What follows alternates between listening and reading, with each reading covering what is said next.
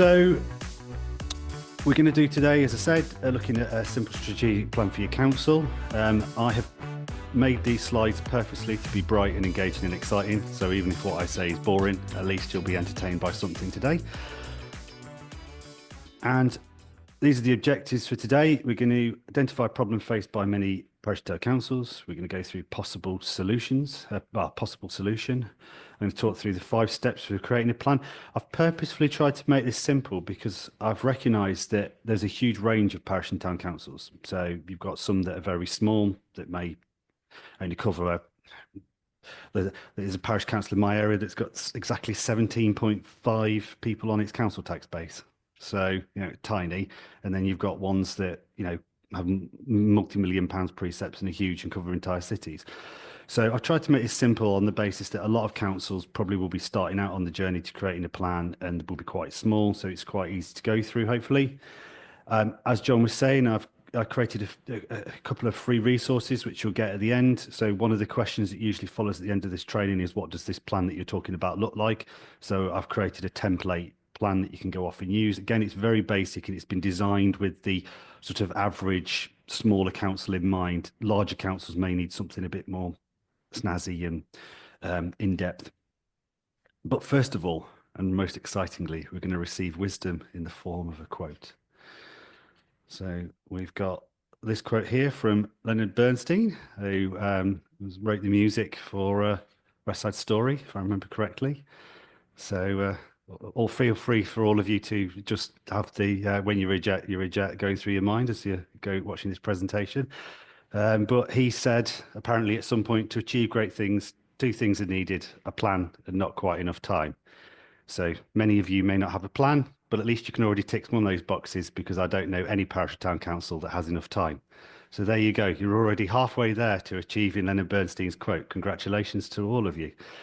But joking aside, this is the sort of speaking to the 2 most important things that, in my opinion, are required for a council to stop being reactive and start being proactive. Recognise that there's only so many hours in the day, but also recognise that if you want to sort of take control of your destiny, if that's not too grand of a way of putting it, you're going to need some sort of plan. Simply bumbling along and hoping for the best will probably only ever lead you to just being reactive to situations.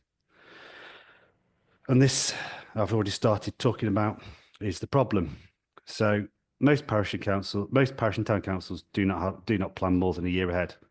So this is something that I only really started thinking about when I became the executive officer for ERNLLCA, and I started dealing with lots of councils.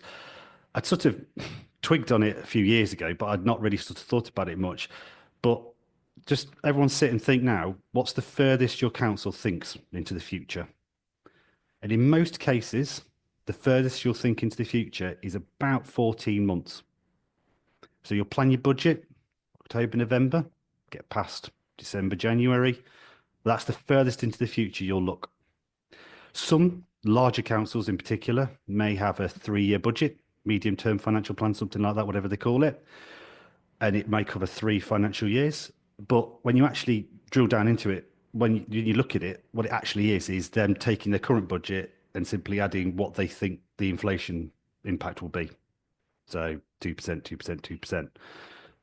Very rarely will they sort of look at earmarked reserves, or very rarely will they look at anything and sort of change it. It's just the simple budget with percentages added on. That's fine, and it's important, because it's important that you start to think about the financial implications of things like inflation. But that's not really a plan. That's just sort of trying to think about the impacts of inflation. So although some councils do think quite far ahead, I would make an argument that they don't sort of think about it in any strategic or meaningful way. They don't have, what we've just been discussing, any targets, any goals, any KPIs, none of that. They just have a plan. And so when you think about it, it's actually quite surprising that organisations don't, especially some of them that are multi-million pound. You wouldn't have a multi-million pound business not thinking that far into the future. It's surprising that many councils don't really think further than 14 months. And then once you get past the budget setting in January, again, thinking about it, if you're all going to be honest, most councils struggle to see past the next meeting. On a sort of detailed basis, they struggle to think past next month. So you have your meeting first Monday of the month, or whenever your council has it, your full council meeting. And then that happens, and then you start thinking about the next full council meeting, the first Monday of the next month. That's it. So this is the problem without sort of gilding the lily too much. This is the issue that I would say that many have. And then further going on from this, so some might have a strategic plan, but often it will be very long. It will not be written in plain English, and very few people will have been involved in its creation or its review. So you hardly sort of engender a team spirit, or whatever you wish to call it, because there'll be one or two people, probably usually just a couple of senior officers, and maybe the policy and resources subcommittee or whatever you've got at your council that sort of does these thinking, and that'll be it. And it ends up in a drawer, and it's got out once every year as a tick box exercise and sort of updated. No one ever reads it, never really applied. It exists for the sake of existing, and that's about it. Now, some councils may have sort of very detailed, specific plans. So, for instance, some big councils may have, say, a leisure centre or something like that, or an arts programme or something like that, and they'll have something specific covering that. That's fine, and that might be very detailed because it might be primarily aimed as an internal document for the professionals working in that area or for the committee working in that area.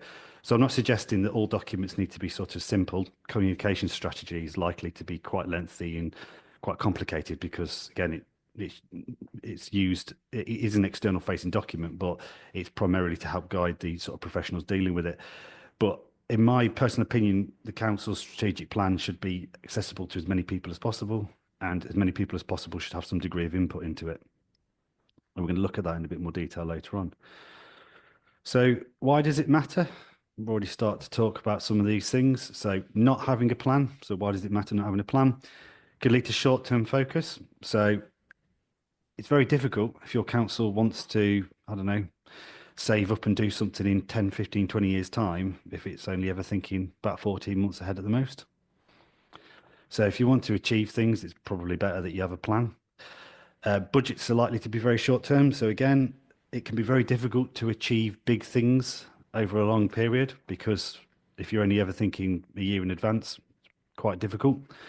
And resources are likely to be used less effectively. Now, this last one tends to be quite overlooked, but short-termism has the impact of basically, you can use up entire resources on one thing very quickly and not have it there for the next year because you're not thinking 14 months you're not thinking more than 14 months down the line. The second one, I mean, I know all of you will be at councils where there's never an argument, there's never a crossed word, everyone's always happy, no one's ever disappointed, there's never any arguments in meetings. But just on the, the unlikely thing that you're at a council where you do have sort of what could be called internal issues, I would personally argue, again, I've only really sort of started thinking about this in the last couple of years in detail, but I would say that not having plans are part of the things that drive these problems, internal problems at councils. So one of the biggest problems that I suspect many people will relate to or have seen is competing visions. There's nothing to work towards.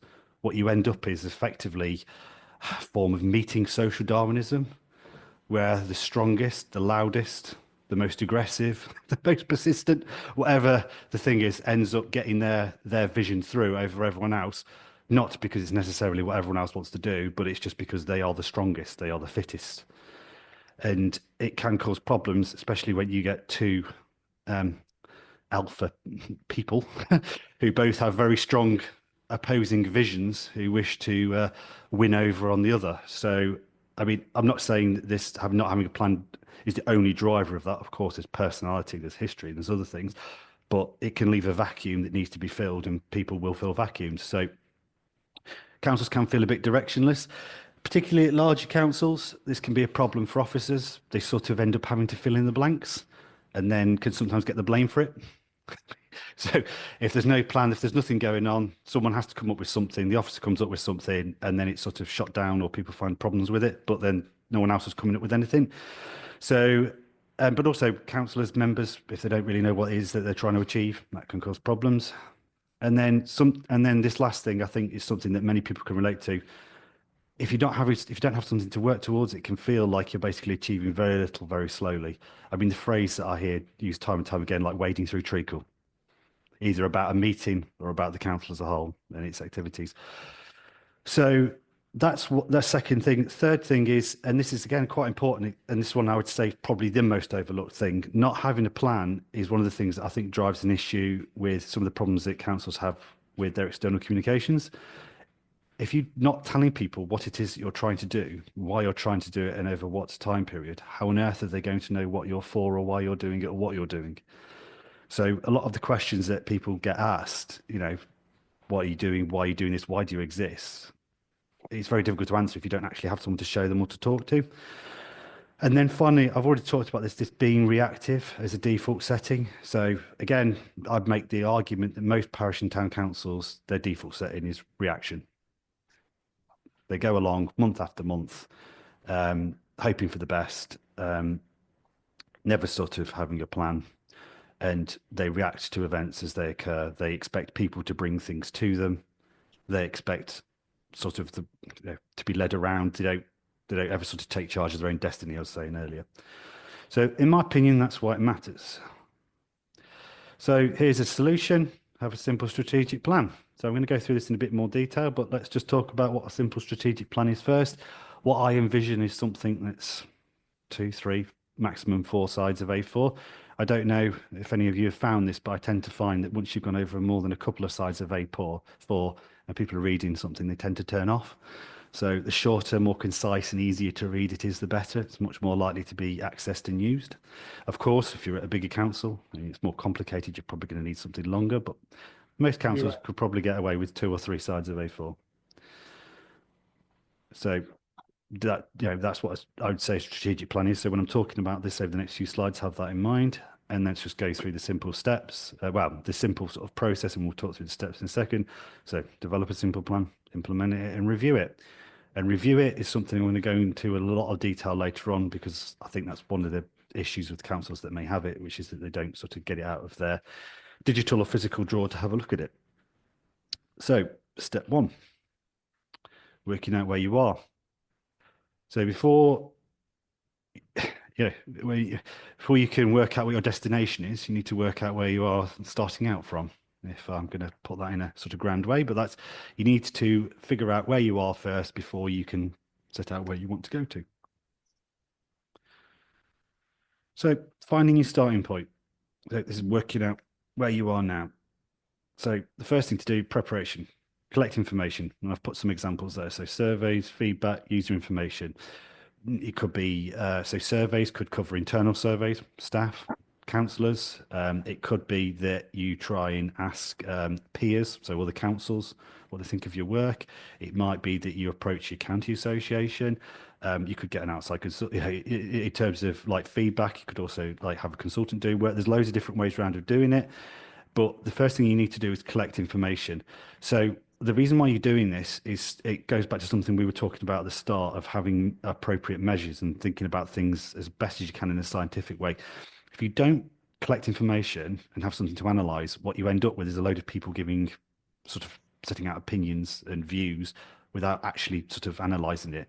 So, one person may think that everything's rubbish and they might sort of forcefully put that forward, but should that outweigh a load of people who think things are generally all right? So it's important that you come at it from a scientific angle. I mean, I've tried to express that very quickly and simply, but try and collect as much information as you can, meaningful information that can actually be analysed and measured. It could be in the form of comments. But one thing I'm just going to talk about now with all measures, so sort of comment based, so open based questions where you ask people to give views, they are really important and useful, but it can be quite subjective in measuring the outcome. So I'm not saying don't do it, but closed questions where you ask someone to give a specific number, so 5 out of 10, what do you think? How 0 being bad and 5 being good, how do you feel the council's achieving with X? So you've got something more to measure. So when you're sort of collecting information and you're thinking about questions, it is important to think about the sort of information that you're gathering and how you're going to analyze it. Also, just remember this, when you're collecting information, particularly if you're going to do community-based surveys and you're going to do paper surveys, who is inputting all that information into something where you can analyze it? So like I say, a spreadsheet or something like that. It is very, very time consuming. So when you're thinking about collecting information in any sort of shape or form, do think about who's going to actually do the legwork on it, because it can be quite significant. Next thing, so you've gathered a load of information together. Next thing to do, get a workshop together, and start to look through the information and have people review it, talk about it, talk to it. It doesn't necessarily have to be one workshop. You could do it over multiple. I'm going to share some ideas with you of like different things that you can do, but the workshop's very useful because it starts to allow people to talk through things, to start to think through issues, in it, and sort of generate that dialogue. And the main goal of what you're trying to do at this stage is just to, very simply put, is to identify what is working, what isn't working, and areas for improvement. So I'd say one important thing about this whole process is you need to, I think someone mentioned it earlier, you need to identify the successes of your council. So, I mean, I've talked a lot about problems and issues and to a degree some failings of parish and town councils, but there's a lot to be proud of. There's a lot of success. There's a lot of things going well, and you need to identify what is working, for your council, both internally, externally, for your community, whatever it is. You need to work out what it is that's working, what isn't working. Again, it's important that you identify it, but you also then don't dwell on it. You need to identify those areas for improvement. So it's okay identifying what's working and what isn't, but then you need to take that and then move forward. So in terms of the workshop, let's look at some ideas. So I've put some links on this, so when you get the slide through, it'll take you through to external pages, which has some resources. Most of the resources, from what I can recall, are free, but these are different ways you can sort of measure things or discuss things during a meeting. Could be online, it could be in person, face to face. There's many different ways around of doing this. I'm not going to speak to this for a long time because you can press on the links and go and look at the resources. But the one I've put at the top is probably the one that most people are most familiar with, which is the SWOT analysis. So strengths, weaknesses, opportunities, and threats. And it's sort of usually a piece of paper, piece of A4 landscape that's sort of put into a cross, and you have different quadrants, so strengths, weaknesses, opportunities, threats. And then you seek over the course of a workshop session, or part of a workshop, to fill out these different sections. So at the end of it, you've got something to look at and review, and it's effectively collecting ideas. It could also be driven by a review of the evidence that you've collected. And at the end of that, what you're looking at trying to do is to fill out those things and then have something that you can take away, make a plan from, and then potentially in the future review. So you could get out the same thing at the next workshop you do in a year's time or 2 years' time or 5 years' time or whatever it is. And you could review it again and see which strengths, where your strengths lie, where your weaknesses lie, your opportunities and threats in comparison to the last time you did it. There's loads of other different ways around of doing this, but that's the sort of one that most people will be familiar with. Also, for those of you who struggle to get people to attend in-person meetings, I've put down some ideas for doing online meetings. So, well, I've put them down. Sorry, I've put a link down for where you can get some ideas for holding online meetings. It can be sometimes used, depending on the sort of profile of your council. It can sometimes be useful doing it, doing an informal meeting to go through this, to start sort of thinking through these things online, so that people can very clearly see sort of stuff as you're adding to it. And sometimes they can digitally move things around. It might be that your council's profile doesn't suit that and you need to do everything in person, but those are just some ideas. You can go away and press on those links and it'll take you through once you get the slides. So step 2, creating a strategy. Again, I've tried to keep this as simple and as straightforward as I possibly can, and not go into huge amounts of detail on this. For some people, they want to go in a lot more detail, but I've tried to set it out as easy as I can. So when you're creating a strategy, these are sort of the big things that you need to keep in mind. Purpose of the council. So what is the purpose for your council in respect of its community? And I just want to be clear, what I'm not talking about here is the legal definition of your council. If at any point your strategy starts quoting the Local Government Act 1972, it probably means you've failed. So you need to be saying what it is that you are trying to do for your community, not the legal reason why you exist. It is important, but it's not really why. I don't think you'll find many councillors get elected to councils because they have a great reverence for the Local Government Act 1972. They get elected because they want to do good things for their community. So it's very important that in one plain English sentence, businesses would call this maybe a mission statement. but it's the thing that you're trying to do for your community. I've used purpose of the council because I think it has more of a resonance and it's easier to understand than mission statement. But what is it that you are trying to achieve for your community in one sentence? Goals and values. So this is where you start sort of thinking about things in a little bit more detail. So you've got your mission statement, purpose of the council, whatever you want to call it, and you're starting to set out some goals and values. So I can't remember, I'm really sorry, someone was mentioning some of the values that is set out as part of their strategic plan earlier. So that's the sort of the values that's important. And you've also got goals. So and by this, I just want to be clear, this is the strategic goals and values.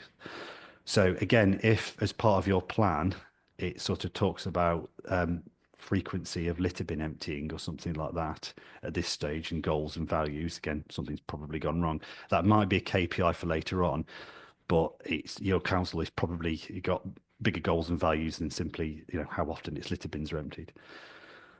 Vision of success. So succinctly describe what success would look like for your council. Again, this is to make it accessible to councillors, to officers, to members of the public.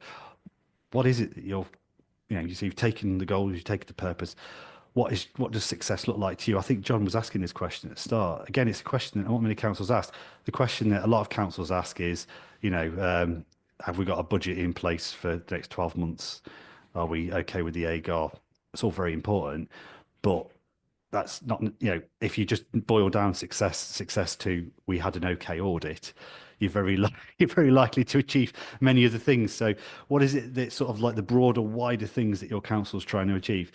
Objectives and budget. So again, you're now starting to think about things in a lot more detail. And in terms of objectives, this is where you sort of starting to take everything that we just discussed in the start and making it sort of much more specific.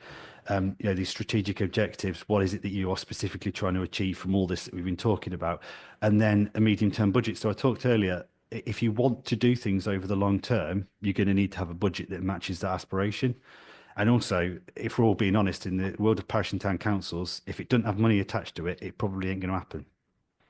I mean, I've put that in the most vernacular form that I think I can, but that's true. Yeah, there ain't no money, it's not going to happen. So if you want something to happen, have some budget attached to it, or if you think you're going to need a grant, set out how you're going to get that grant, not in sort of painful detail, but you need to start thinking through, see things, if you're going to get a public works loan, how are you going to cover the interest? If you need to put the preset for the public works loan, when are you going to start doing the consultation for that? So these are the sort of things you can start thinking through on a budget thing, a budgetary thing. And like I say, if your council doesn't do it, you don't. It's not the end of the earth. But if you want to try and achieve things over the long term, try and start thinking through having a medium term budget and the financial implications. So again, creation strategy. There's some easy steps, and then step 3, develop a plan. So you've now got your grand vision, you've got all the stuff set out, you've got some strategic objectives, goals, you've got your purpose of your council. So we're now going to look at sort of developing some more of the specifics, and this is where we're going to talk about some of those KPIs, measurements, qualitative and quantitative that was talked about at the top of the session. So you need to identify some priorities. As I was saying earlier, you could use a SWOT to do this. This is probably the most commonly used and the one that most people will be familiar with, which is why I'm mentioning it again. But set some smart targets. So again, this is something that many people will have come across before. And I'm surprised how many people know what each of the letters, the acronym mean, but then fail to sort of follow through on it. So targets should be specific, measurable, achievable, relevant, and time bound. So the one that I have, I think when I've looked through some plans that I sort of would question is the achievable one tends to be an issue. So it's okay having a target, but it needs to actually be achievable over the time frame that you've set. So if you're going to want to install a new play part that's quite large, and you're going to need to get a lot of money together for it, it's very unlikely to happen in the next couple of years. The other thing in terms of achievable that's often overlooked that I talk about this a lot in our training that I do for ERNLLCA, but is people power. It's great having a smart target, but if you don't have the internal resources to do that or the internal knowledge, or you can't afford to pay someone to do it for you, You can have that target, but it will never happen unless there's an actual human being who's able to implement it and do it. So we talk about key performance indicators. We're going to look at these in a little bit more detail in a second, but these are probably one of the most important things in terms of the review side of things. So to working out whether your plan is actually achieving anything. And key performance and the way that you do, there's loads of different ways around of doing this. Do a Google search on key performance indicators in terms of the way that they look and the way that you sort of like put things into a spreadsheet, rag charts and things. There's loads of different ways around of doing it.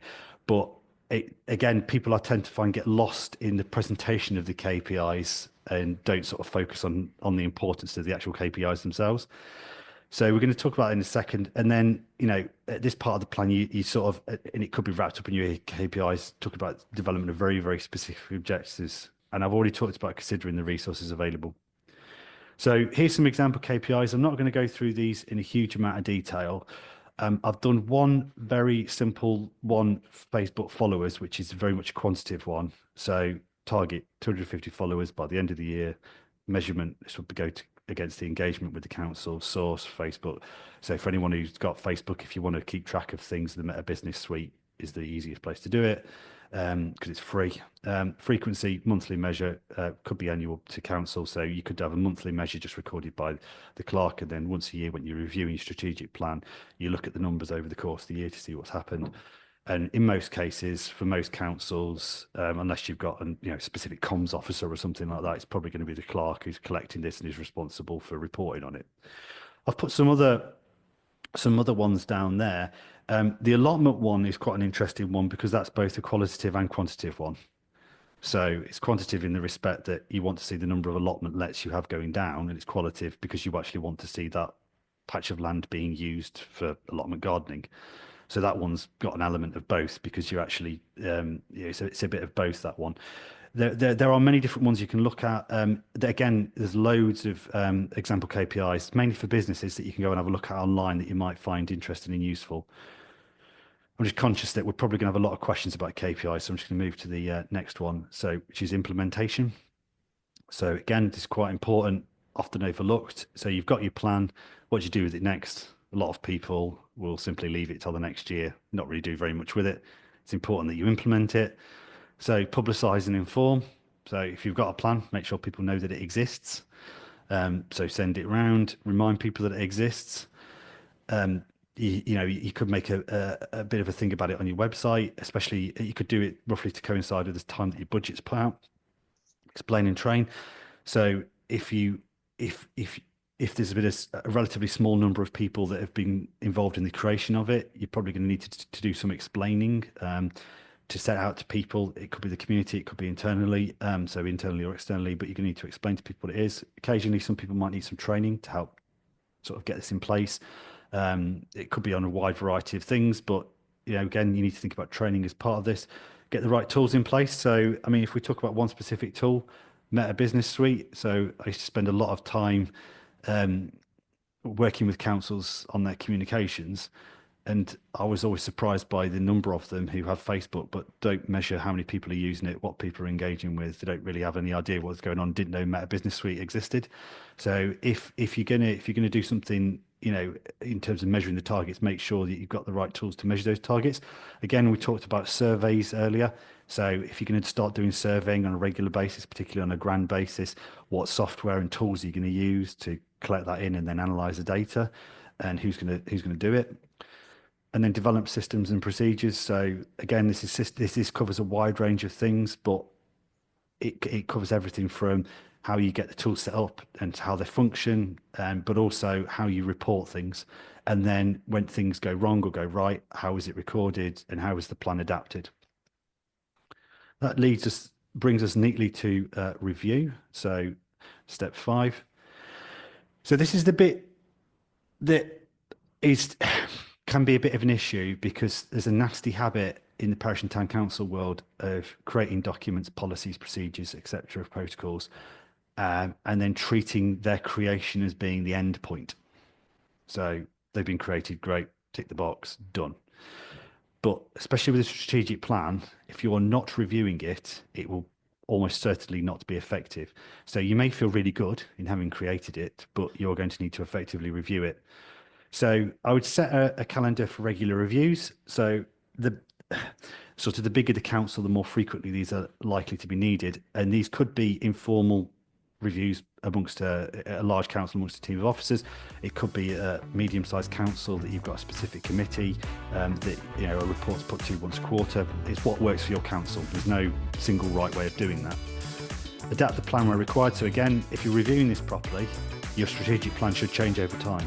It shouldn't be a static thing. There will be things in it that will remain constant, but there, you know, once you've reached 250 Facebook followers, for instance, you're going to want to up your target probably, unless you just want to stay at 250.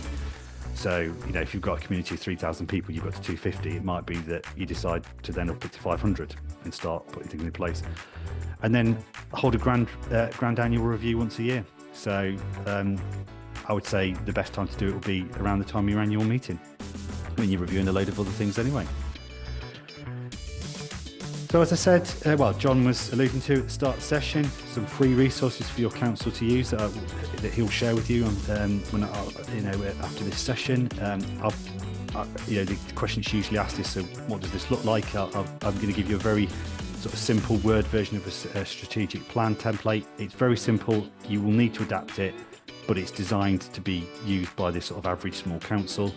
I've created a little resource pack that's got some useful bits and bobs in it, like SWOT analysis and things like that you can maybe just go away and use if you just want to get the ball rolling.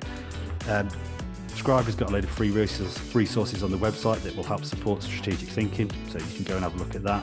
And then finally is a bit of inspiration about sort of goals and objectives and things that you might want to achieve. Now produced this Points of Light thing a few years ago, 2022, and it's just got a load of bits and bobs in it that are just useful for just a bit of inspiration. All left for me to do is to just say thank you for listening to this presentation. Hope it's been useful.